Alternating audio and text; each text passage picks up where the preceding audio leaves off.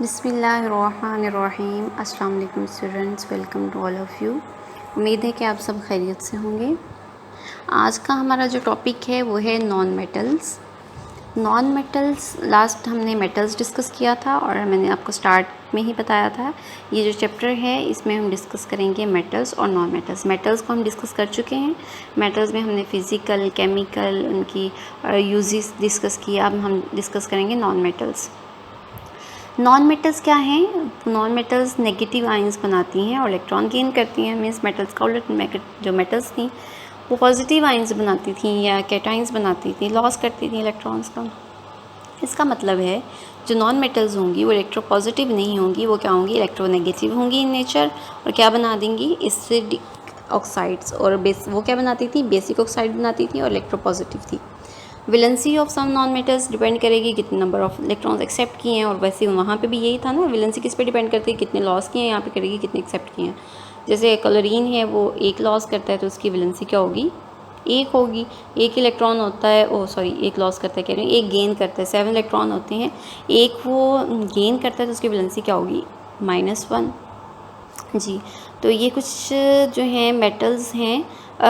Oxygen हमें पता है कि सॉलिड स्टेट में होती है, गैसियस स्टेट में होती है। और कार्बन सॉलिड में होती है। सेलेनियम, सल्फ़र, फास्फोरस ये उसमें है, सॉलिड फॉर्म में है। और ये नाइट्रोजन गैसियस फॉर्म में होती है, ये गैसियस फॉर्म दिखाई हुआ है। और ये हाइड्रोजन भी गैसियस फॉर्म में होती है, ऑक्सीजन भी गैसियस फॉर्म में होती है। तो ये कुछ दिखाई हुई हैं मेटल्स, नॉन मेटल्स। तो ये जो नॉन मेटल्स आप देखें, हमने मेटल्स में पढ़ा था उनकी जो सर्फेसिस थी शाइनी थी, मेटेलिक लस्टर था। लेकिन ये इनकी सर्फेसिस हैं, देखें सल्फ़र को देख लें, फॉस्फोरस को देख लें, सेलेनियम को देख लें, तो इनकी जो सर्फेस है ये इतनी शाइनी नहीं है, ठीक है। और ये जब शाइनी नहीं है तो इनका मेटेलिक लस्टर भी नहीं आता और इनको आप शीट भी नहीं बना सकते। किसी की भी शीट बनाओगे पाउडर फॉर्म में कन्वर्ट हो जाएगा, ठीक है जी। हाँ, तो इसका मतलब ये है कि ये जो क्लोरीन का हमने लास्ट केस डिस्कस किया, क्लोरीन एक इलेक्ट्रॉन लेके किस में बच जाता है? -1। इसी तरह ऑक्सीजन 2 इलेक्ट्रॉन लेता है तो क्या होता है? -2। तो इसका मतलब है कि ये जो नॉन मेटेलिक करेक्टर है, मेटेलिक करेक्टर किस पे डिपेंड कर रहा था? आयोनाइजेशन एनर्जी पे। और नॉन मेटेलिक किस पे करेगा? इलेक्ट्रॉन अफिनिटी पे। इलेक्ट्रॉन अफिनिटी अगर आपको याद हो तो इलेक्ट्रॉन अफिनिटी क्या थी? इलेक्ट्रॉन अफिनिटी थी कि एक इलेक्ट्रॉन को ऐड करने, एक एटम में एक इलेक्ट्रॉन को ऐड करने के लिए जितनी एनर्जी रिक्वायर्ड है उसे क्या कहते हैं? Electron affinity.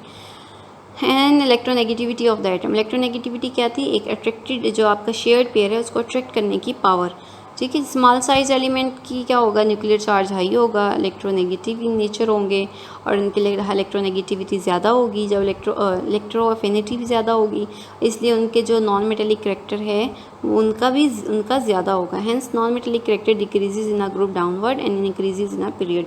वो तो हमें पता ही, नॉन मेटेलिक बढ़ ही रहा है, पहले मेटल होती है फिर ऐसा एंड में सारी जाके नॉन मेटल्स हो जाती हैं। तो पीरियड्स में नॉन मेटेलिक करेक्टर बढ़ता है, फिर ग्रुप्स में डिक्रीज़ कर जाता है। ये उल्ट है मेटेलिक करेक्टर का।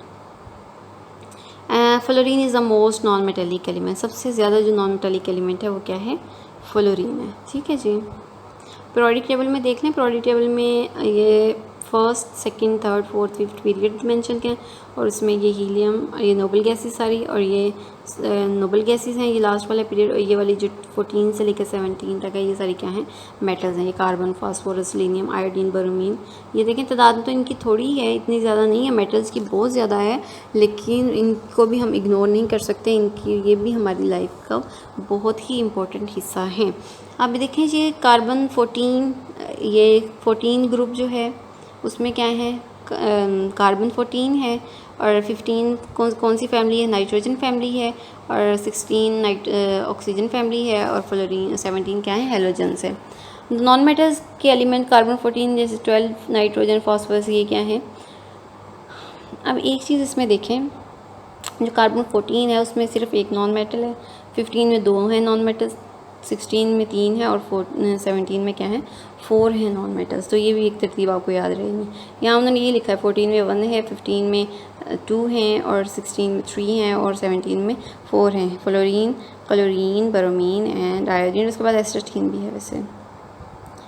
अच्छा जी, नेक्स्ट है जी कुछ important physical properties of non metals क्या हैं? Physical properties of non metals very करती हैं but uniquely in a group of non-metals. Non-metal usually exist in all physical states, सारी physical state है, liquid भी है, गैस भी है, सॉलिड भी है। और इनकी ये देख लेते हैं। सबसे पहले ये है कि सॉलिड जो होते हैं वो नॉन मेटल्स के वो होते हैं ब्रिटल, थोड़ी सा उसको आप हीट करेंगे तो वो ब्रेकआउट हो जाएंगे, उनकी कोई शीट नहीं बनेगी, उनकी कोई वायर्स नहीं बनेंगी। सेकंड ये है कि जो नॉन मेटल्स होती हैं वो होती हैं बैड कंडक्टर, और मेटल्स क्या आती हैं गुड कंडक्टर, क्योंकि इनके पास इलेक्ट्रॉन फ्री थे, इनके पास इलेक्ट्रॉन फ्री नहीं होते। उसके बाद दे आर नॉट शाइनी, ये शाइनी नहीं होती, डल होती हैं सिवाय आयोडीन के, और बाकी जो नॉन मेटल्स हैं वो सारी क्या होती हैं, शाइनी होती हैं। और they are generally soft except diamond graphite. अब डायमंड के अलावा बाकी ये मोस्टली सॉफ्ट होती है। मोस्टली तो इनकी गैसियस फॉर्म में ही है, और कुछ हैं जो सॉलिड फॉर्म में है। जो सॉलिड फॉर्म हैं भी वो भी इतनी सॉलिड नहीं है, सॉफ्ट हैं। दे हैव लो मेल्टिंग, जो पहले गैसियस में है तो इनके मेल्टिंग बॉइलिंग पॉइंट क्या ज़्यादा होंगे, कम ही होंगे ना, तो सॉलिड्स के ज़्यादा होते हैं। तो ये उल्टी हैं सारे, ये हैव लो डेंसिटी। अब ये जो 7 पॉइंट्स हैं, ये 6 हैं, कंप्लीट अपोजिट हैं हमने जो मेटल्स में पढ़ा था। इसमें आपको कोई कन्फ्यूजन नहीं होगा, इजीली कर लोगे आप लोग। नेक्स्ट केमिकल प्रॉपर्टीज़ हैं मेटल्स की। केमिकल प्रॉपर्टीज़ में क्या है कि इनके अंदर क्या होती है, इलेक्ट्रॉन की कमी, तो ये इलेक्ट्रॉन लेती हैं। जब इलेक्ट्रॉन लेती हैं तो क्या बना देती हैं, एनाइंस बना देती हैं।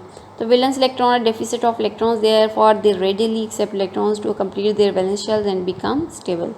दूसरा ये है कि दे फॉर्म आयोनिक कंपाउंड बनाती हैं जब मेटल के साथ रिएक्ट करती हैं, और कोवैलेंट कंपाउंड बनाती हैं जब नॉन मेटल के साथ रिएक्ट करती हैं।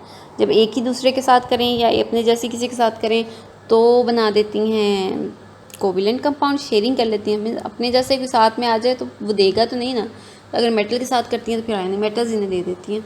Non metal usually not react with water, water के साथ रिएक्ट नहीं करती। They are not react with dilute acid, ना ही एसिड के साथ रिएक्ट करती हैं। क्यों नहीं करती, क्योंकि non metals are its self electron, खुद इन्हें इलेक्ट्रॉन चाहिए होता है। जब इन्हें खुद चाहिए तो ये दूसरे ऐसे किसी के साथ रिएक्ट करती नहीं है जिसे भी इलेक्ट्रॉन चाहिए। ठीक है जी। Electronegativity of first group element 17, जो फुक्स 14, 15, 16, 17 are higher than that of other members of the group. Decreasing trend of electronegativity is shown below. अब ये यहाँ से शुरू हो जाए। फ्लोरीन है, फ्लोरीन की सबसे ज़्यादा इलेक्ट्रोनेगेटिविटी होती है, उसके बाद ऑक्सीजन की होती है। ऑक्सीजन के बाद फिर फ्लोरीन का मेंबर आ गया है क्लोरीन, फिर उसके बाद आ गया नाइट्रोजन। नाइट्रोजन के बाद फिर फ्लोरीन का मेंबर आ गया ब्रोमीन, उसके बाद है सल्फ़र, और सल्फ़र के बाद है कार्बन, कार्बन पर फिर आयोडीन और फिर फास्फोरस। ये जो हमने ऊपर जितनी एग्जांपल्स पढ़ी हैं इनकी नॉन मेटल्स की, ये सारी उनको एक तरतीब में रखा। पहले क्या है फ्लोरीन, फिर क्या है ऑक्सीजन, फिर क्या है कैल्शियम, क्लोरीन, क्लोरीन के बाद क्या है नाइट्रोजन, फिर ब्रोमीन, और ब्रोमीन के बाद सल्फ़र, कार्बन और फिर आयोडीन और फास्फोरस। तो इनका कहना ये है कि अगर एक ही ग्रुप में है इन दोनों का, ये दोनों एक ग्रुप में है फ्लोरीन और ऑक्सीजन, और फ्लोरीन के नेक्स्ट ये दोनों एक पीरियड में है फ्लोरीन और ऑक्सीजन, और फ्लोरीन के नेक्स्ट जो है वो क्लोरीन है ग्रुप में। ग्रुप वाले की कम है, फ्लोरीन में जो एक पीरियड में है उसकी डिफरेंसेस ज़्यादा है। इसी तरह से नाइट्रोजन और इनका केस है आपस में। तो ये आप लोगों ने अपने ट्रेंड याद रखना है, इसको कोई गेस बना के याद कर लें या कोई हिंट बना के याद करें, लेकिन आपको ये ऑर्डर पता होना चाहिए। अच्छा जी, नेक्स्ट है comparison of the reactivity of halogens. Halogens क्या होते हैं, fluorine, chlorine, bromine, iodine. Group 17, group number 17, periodic table group number 17। Fluorine सबसे ज़्यादा रिएक्टिव होती है, सबसे ज़्यादा उसकी सबसे ज़्यादा इलेक्ट्रॉन अफिनिटी होती है, सबसे ज़्यादा इलेक्ट्रोनेगेटिव एलिमेंट है, और इलेक्ट्रोनेगेटिविटी भी इसकी सबसे ज़्यादा होती है 4।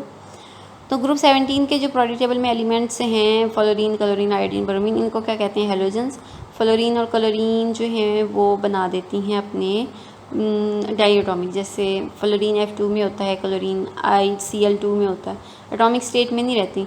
तो interestingly the inner molecular forces of attraction increase downward in the group due to increase in the size of the atom.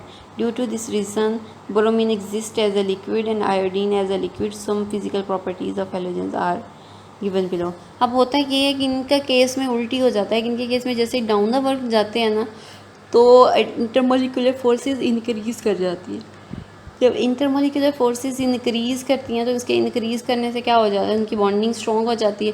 तो इसलिए ये जो है क्लोरीन और फ्लोरीन है ये तो गैसियस फॉर्म में है Cl2 में, लेकिन जो ब्रोमीन और आयोडीन है ये दोनों किस फॉर्म में होती हैं, सॉलिड उसमें लिक्विड फॉर्म में होती है ब्रोमीन, और जो आयोडीन है वो नेक्स्ट सॉलिड स्टेट में चली जाती है। अच्छा जी, ये आपको मेंशन किया हुआ है एक टेबल में आपको मेंशन है एलिमेंट के नेम। एलिमेंट में है फ्लोरीन, क्लोरीन, ब्रोमीन, आयोडीन, उनके एटॉमिक नंबर, इलेक्ट्रॉनिक कन्फिग्रेशन। ये कलर आपने लाजमी याद करने हैं। फ्लोरीन येलो, पेल येलो है, ये ग्रीन येलो है। क्लोरीन रेड ब्राउन, रेड से रेडिश ब्राउन, ब्राउन से brown, bromine brown colour. Iodine purple black. Iodine तो आपने देखी होगी घर में, पर्पल सा कलर होता है आयोडीन का। Bromine brown. अब इसको देखते हैं, रिवाइज करते हैं। फ्लोरीन का क्या है, येलो, लेकिन